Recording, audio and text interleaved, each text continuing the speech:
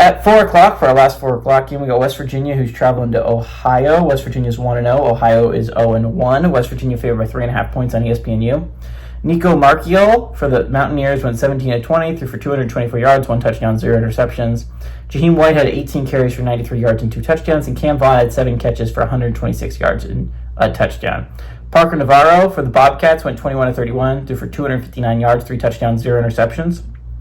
Also had his team on the ground with 9 carries for 93 yards and a touchdown. Chase Hendricks had 9 catches for 115 yards. West Virginia is 13-4 against Ohio all time. Last 4 games have gone to West Virginia from 1983 to 2001. Last time they won for Ohio was 1949, and last time they won at Ohio was the same year. So I think what's really going to be interesting here, right, is West Virginia is probably considered one of those weaker teams in the Big 12. And I don't think that's like without reason. They didn't look great in their first game back against FCS opponents. I believe they only had a 10-3 lead at half.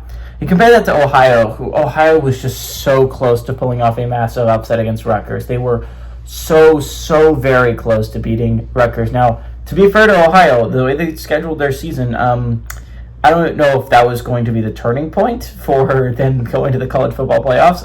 The way they scheduled not only Rutgers, but they had West Virginia coming here, and then also they go to Ohio State next week. I mean, it just was an insanely difficult schedule Ohio laid out in front of themselves in the hopes to make a college football playoff berth. But West Virginia is not a great Big 12 team. I expect this is going to be a team that's in the bottom quarter of the Big 12 this year. The Mountaineers are not a team I think can really take that spot. Rich Rodriguez is going to do a good job there. I have no doubt that eventually West Virginia will be a college football playoff team. It's just not this year. It's not his first year there.